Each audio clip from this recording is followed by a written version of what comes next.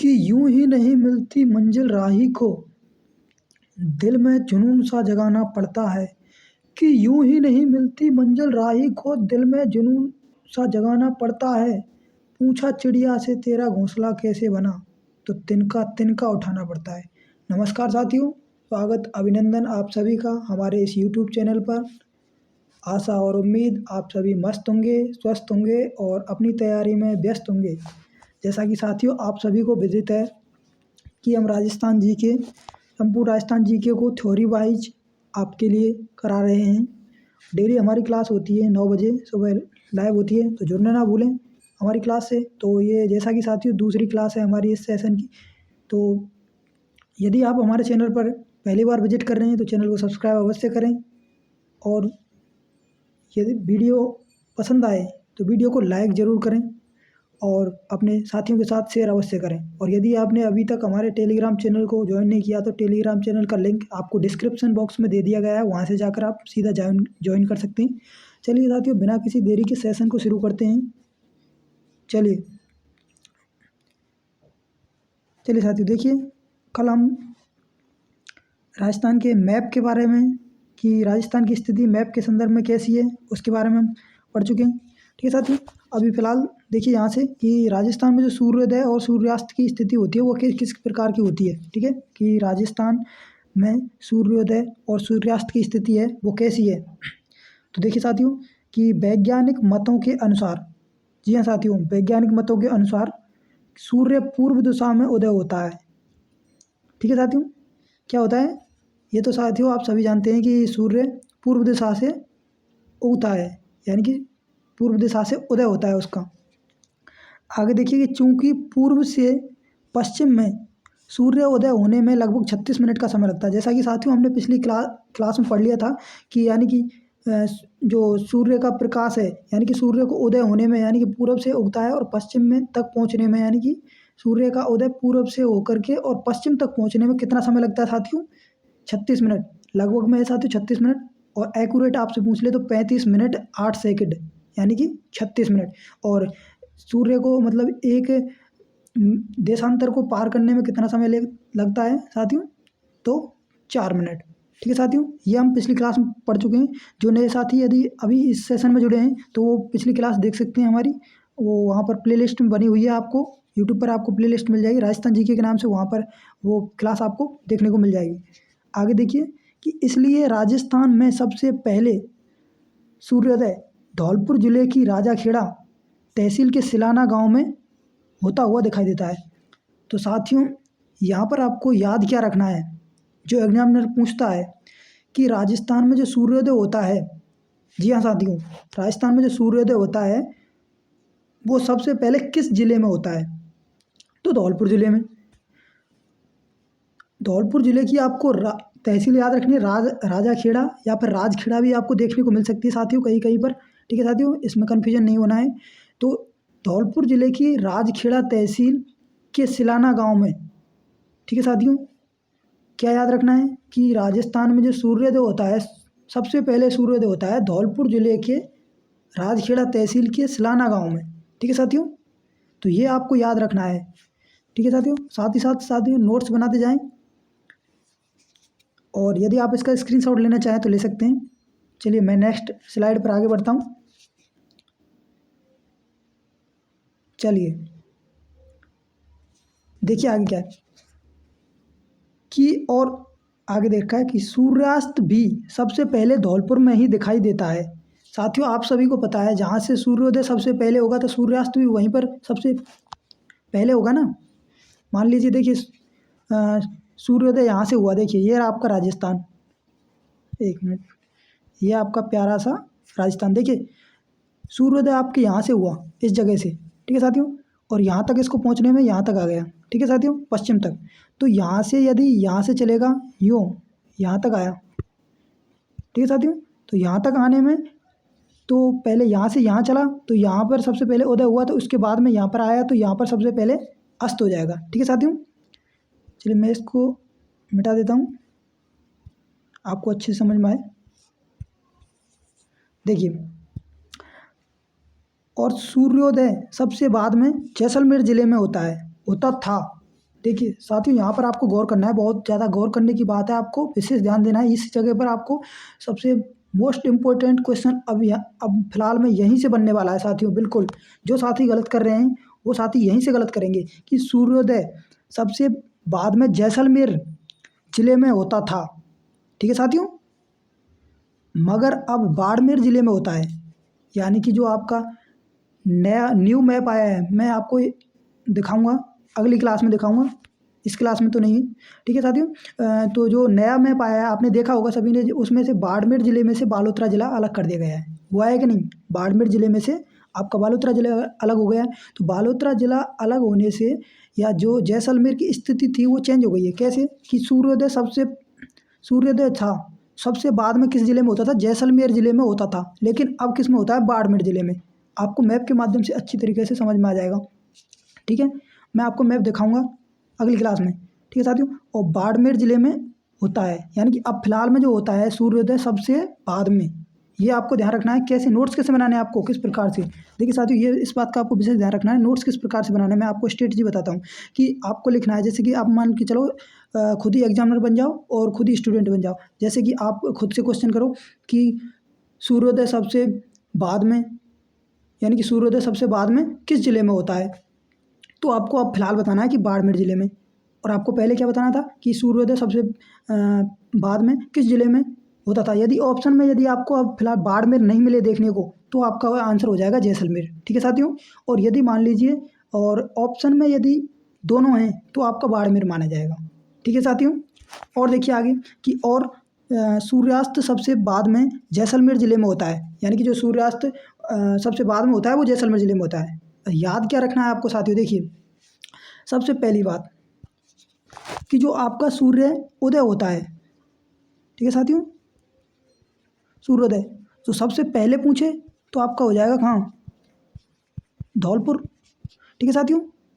और सबसे बाद में पूछे, ठीक है साथियों, सबसे बाद में, तो सबसे बाद में कौन किस जिले में हो जाएगा, बाड़मेर में। और यदि आप सूर्यास्त की बात करें, जी हाँ साथियों, सूर्यास्त, आपसे सूर्यास्त की बात करें तो सूर्यास्त हो जाएगा आपका जैसलमेर में, ठीक है साथियों। आशा उम्मीद यहाँ तक आपको बिल्कुल समझ में आया होगा, ठीक है साथियों। यदि आप इसका स्क्रीनशॉट लेना चाहें तो ले सकते हैं साथियों। और आपको नोट्स किस प्रकार से बनाने मैंने आपको बता दिया, इसी प्रकार से आपको नोट्स तैयार करने हैं, ठीक है। चलिए नेक्स्ट स्लाइड पर चलते हैं साथियों। चलिए देखिए अब क्या कह रहा है आपसे कि राजस्थान में जो कर्क रेखा है, कि राजस्थान में कर्क रेखा की स्थिति क्या है। जो राजस्थान में जो कर्क रेखा गुजरती है आपको पता होगा। जो साथी अभी नई तैयारी कर रहे हैं यानी कि नए सिरे से, उन्हें शायद इसका नहीं पता हो। जी हाँ साथियों, क्या है कि राजस्थान में जो कर्क रेखा की स्थिति है वो किस प्रकार की है। जैसा कि साथियों यदि आप नए हों, यदि जो न्यू स्टूडेंट है जो अभी बीएसटीसी या फिर पीटीटी की तैयारी कर रहे हैं, तो उनके लिए क्या है कि उन्हें तो अभी नॉलेज नहीं होगी इस चीज़ की। लेकिन जो पहले से कंपटीशन की कुछ भी तैयारी कर रहे हैं या फिर जो बीएसटीसी की पिछली बार तैयारी कर चुके हैं, उन सभी को तो इतना आंकड़ा है कि जो राजस्थान में कर्क रेखा की विस्तार किस प्रकार है। तो देखिए नए स्टूडेंट से भी देखिए और पुराने स्टूडेंट्स को पता है वो भी देखिए, ठीक है। कि क्या है कि कर्क रेखा राजस्थान के दक्षिण से होकर गुजरती है। आप सभी को पता है कि कर्क रेखा राजस्थान के दक्षिणी भाग से होकर के गुजरती है, ठीक है साथियों। आगे देखिए कि कर्क रेखा राजस्थान के राज्य के डूंगरपुर जिले की दक्षिणी सीमा को छूती हुई बांसवाड़ा के लगभग मध्य से होकर गुजरती है। यानी कि आपको क्या याद रखना है कि जो राजस्थान में जो कर्क रेखा है, जी हाँ साथियों, राजस्थान में जो कर्क रेखा है वो बांसवाड़ा और डूंगरपुर से होकर के गुजरती है। और यदि आपको मेन बिल्कुल आपको एक्यूरेट यदि आंसर पूछे तो आपको बताना है कि जो डूंगरपुर है क्या है, डूंगरपुर जिले के दक्षिणी भाग से होकर के गुजरती है, जबकि बांसवाड़ा के बिल्कुल मध्य भाग से होकर के गुजरती है। यानी कि याद क्या रखना है साथियों, किस प्रकार से रखना है आपको मैं बताता हूँ। आपसे एग्जामिनर पूछता है कि राजस्थान में कर्क रेखा राजस्थान के किन जिलों से कर्क रेखा होकर के गुजरती है, तो आपको बताना है कि डूंगरपुर और बांसवाड़ा। ऑप्शन में देगा आपको या तो डूंगरपुर देगा या फिर बांसवाड़ा देगा, ठीक है साथियों। और यदि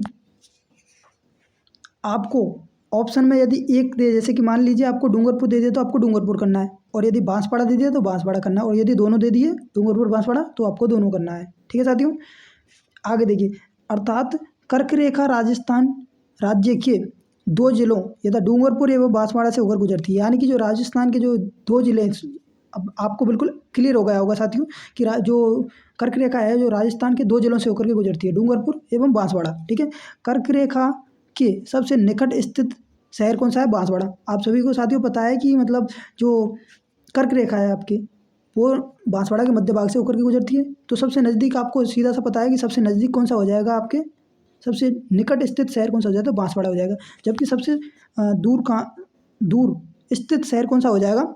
श्रीगंगानगर। देखिए साथियों, मैं आपको स्लाइड पर समझाने का प्रयास करता हूँ। देखिए साथियों, ये आपका प्यारा सा राजस्थान।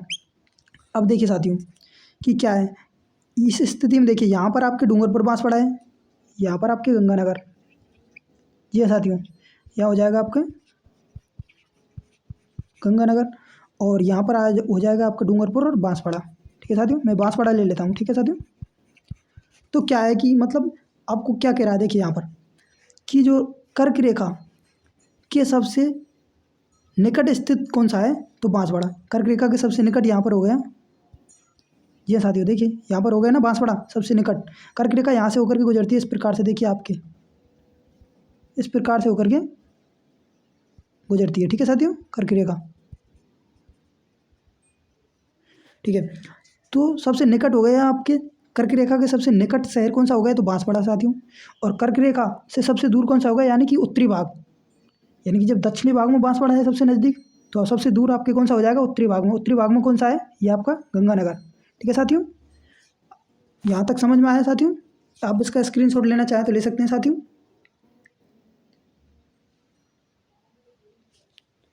चलिए साथियों, मैं आगे बढ़ता हूँ।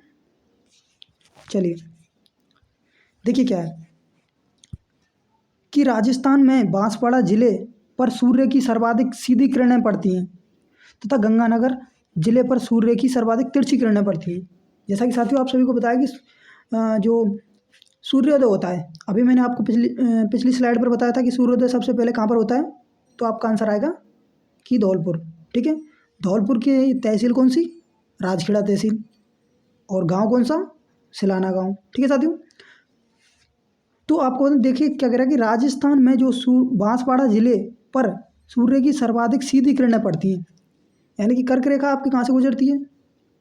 राजस्थान के दक्षिणी भाग से होकर गुजरती है, और दक्षिणी भाग में कौन सा? बांसवाड़ा जिला, और बांसवाड़ा के मध्य भाग से होकर के गुजरती है। तो जो बांसवाड़ा है वहाँ पर क्या है कि आपके सूर्य की जो सर्वाधिक सीधी किरणें पड़ती हैं आपके, जब साथियों देखिए यहाँ पर जब सूर्य की यहाँ पर सर्वाधिक सीधी किरणें पड़ेंगी, यहाँ पर देखिए साथियों यहाँ पर सूर्य की सर्वाधिक सीधी किरणें पड़ेंगी, तो यहाँ पर जैसे कि मान लीजिए पूर्व दिशा से यहाँ से सूर्य होगा। ठीक है साथियों, यहाँ से सूर्योदय हुआ है इस जगह से, तो यहाँ से तो इसकी सीधी रेखा पड़ रही है यहाँ पर बांसवाड़ा में। ठीक है साथियों, और सबसे तिरछी कहाँ पर पड़ेंगी? तो आप साथियों इसका आंसर बताओगे कि उत्तर भाग में होंगी सर। यहाँ से देखिए, यहाँ से इस प्रकार से जो यहाँ से किरणें जाएंगी यहाँ से, तो इधर होगा। ठीक है साथियों, तो देखिए समझ में कैसे आएगा आपको। देखिए कि आपको किस प्रकार से याद रखना है कि आपको स्थिति के बारे में पता होगा राजस्थान की कि बांसवाड़ा किस जिले में। तो बांसवाड़ा आप कहेंगे सर दक्षिण जिले में। ठीक है, तो दक्षिण जिले में आपकी कर्क रेखा गुजरती है। कर्क रेखा गुजरती है वहाँ से, तो सर्वाधिक सीधी किरणें पड़ती हैं वहाँ पर। ठीक है साथियों, कर्क रेखा आपकी बिल्कुल सीधे से गुजरती है मध्य भाग से बांसवाड़ा के, वहाँ पर सूर्य की सर्वाधिक सीधी किरणें पड़ती हैं। और सर्वाधिक तिरछी किरणें किधर पड़ती हैं? तो सर्वाधिक जब सीधी किरणें दक्षिणी भाग में, तो सर्वाधिक सर तीसरी किरणें तिरछी किरणें आपके श्रीगंगानगर जिले में ही होंगी, है ना साथियों? ठीक है साथियों, यहाँ तक समझ में आया होगा आपको। आप स्क्रीनशॉट लेना चाहें तो ले सकते हैं, नहीं आप अन्यथा आपको नोट्स जरूर बनाने सर। ठीक है साथियों, आप कहेंगे कि सर नोट्स तो बनाने में बहुत टाइम लगेगा, तो साथियों अभी आपके पास टाइम बहुत है सर। ठीक है ना, समझ रहे हो? ठीक है साथियों, तो आपको इसके नोट्स ज़रूर बनाने हैं। ठीक है, चलिए मैं नेक्स्ट स्लाइड पर चलता हूँ। चलिए देखिए आगे क्या है कि राजस्थान की उत्तरी सीमा पर, जी हाँ साथियों इस चीज़ का आपको ध्यान देना है। एग्जामिनर सीधे आपको मिलान करने के लिए पूछता है, जैसे कि सुमेलित कीजिए, इस प्रकार से पूछता है इसको कि राजस्थान के उत्तरी सीमा पर कौन सा है? कि कोंड़ा गाँव। गंगानगर तहसील और गंगानगर जिला। यानी कि आपसे पूछ ले कि राजस्थान का उत्तरी सीमा पर स्थित गांव कौन सा है, तो आपको बताना है खोड़ा गांव। ठीक है, कहाँ पर है? गंगानगर तहसील, गंगानगर जिला। ठीक है साथियों। और यदि दक्षिणी भाग में पूछे आपसे, दक्षिणी सीमा पर कौन सा है? बोरकुंड गांव, कुशलगढ़ तहसील, बांसवाड़ा। ठीक है साथियों। और यदि आपसे पूछे कि पूर्वी सीमा पर कौन सा है, पूर्वी सीमा पर आपने अभी देखा कि सिलाना गांव, राजखेड़ा तहसील, धौलपुर। ठीक है साथियों। तथा पश्चिमी क्षेत्र में कौन सा है कि कटरा गांव, सम तहसील, जैसलमेर। ठीक है साथियों। तो आपको याद रखना है क्या कि जो राजस्थान है, राजस्थान का उत्तरी भाग में है, राजस्थान का सबसे उत्तरी भाग कौन सा है, तो आपको बताना है खोड़ा गांव, श्रीगंगानगर जिला, श्रीगंगानगर तहसील और श्रीगंगानगर जिला। ठीक है साथियों। यदि आपसे पूछे कि राजस्थान का सबसे दक्षिणी भाग कौन सा है, तो आपको बताना है क्या कि बोरकुंड गांव, कुशलगढ़ तहसील, बांसवाड़ा। ठीक है साथियों। और यदि आपसे पूछे कि पूर्वी सीमा पर कौन सा है शहर सबसे पहले, तो आपको बताना है सिलाना गांव, राजखेड़ा तहसील, धौलपुर। ठीक है साथियों। आशा उम्मीद यहाँ तक आपको बिल्कुल एक्यूरेट समझ में आया होगा साथियों। तथा आपसे पूछे कि पश्चिम में कौन सा है, पश्चिम में, तो पश्चिम में साथियों कटरा गांव, सम तहसील, जैसलमेर। आपको साथियों पूर्वी सीमा पर तो याद हो गया होगा, कई बार रिपीट कर दिया इसी क्लास में। ठीक है साथियों। और यदि आप इसको एक बार आप स्वयं लिखोगे और लिख करके उसको 2 बार रिवाइज करोगे तो कंठस्थ हो जाएगा साथियों। और बिल्कुल साथियों, बिल्कुल ये जीरो से शुरुआत की है मैंने आपके लिए, और बिल्कुल आपको सतह से लेकर के फतेह तक ले जाना हमारा काम है, हमारी टीम का काम है साथियों। हमसे जुड़े रहें, अच्छा परफॉर्मेंस करें और अपने BSTC में 450 प्लस अंक प्राप्त करें। जी हाँ साथियों, 450 प्लस अंक का हमारा टारगेट है और हम इसको आपको इस टारगेट को पूरा करवा कर रहेंगे साथियों, कि जब तक तोड़ेंगे नहीं तब तक छोड़ेंगे नहीं। जी हाँ साथियों, जब तक BSTC के पेपर को तोड़ेंगे नहीं तब तक छोड़ेंगे नहीं साथियों। आपके साथ बने रहेंगे कंसंट्रेशन के साथ, आप भी एकाग्रता के साथ बने रहिए, कंसंट्रेशन के साथ हमारे साथ। तो साथियों आज के लिए मैं इतना ही लेकर आया आपको, और आपको विशेष सूचना मैं देना चाहूँगा साथियों, यदि आपने अभी हमारे टेलीग्राम चैनल को ज्वाइन नहीं किया है। जी हाँ साथियों, हमारा टेलीग्राम चैनल का लिंक आपको डिस्क्रिप्शन में दे दिया गया है। जी हाँ साथियों, हमारे टेलीग्राम चैनल का लिंक आपको डिस्क्रिप्शन बॉक्स में दे दिया है, वहाँ से जाकर आप ज्वाइन कर लीजिए। और साथियों विशेष ध्यान दीजिए कि कल जो मैं आपको लेकर आने वाला हूँ, जी हाँ साथियों, कल आपका विशेष दिन है। ठीक है साथियों। कल क्या है, कल आपके मैं जितने भी यहाँ तक मैंने आपको पढ़ा दिया है, जी हाँ साथियों, जहाँ तक मैंने पढ़ा दिया है उसके इम्पोर्टेंट क्वेश्चन, जितने भी क्वेश्चन बन सकते हैं, जी हाँ साथियों, जितने भी क्वेश्चन आपके बन सकते हैं, उनको आपके सामने लेकर आने वाला हूँ। तैयार होना सभी? एक बार कमेंट में यस बता देना कि जी हाँ साथियों, कि सर हम तैयार हैं। ठीक है साथियों, एक बार कमेंट में यस लिख के दे देना, कि थम्स अप कर देना, मैं जिससे समझ जाऊँगा कि आप सभी स्टूडेंट्स तैयार हों।